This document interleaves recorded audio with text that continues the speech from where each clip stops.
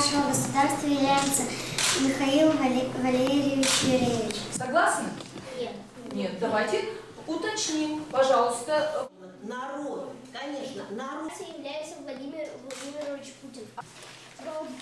Род, правильно. Но он прославился тем, что помогал фронту. Ведь всегда ты должен говорить, что ты...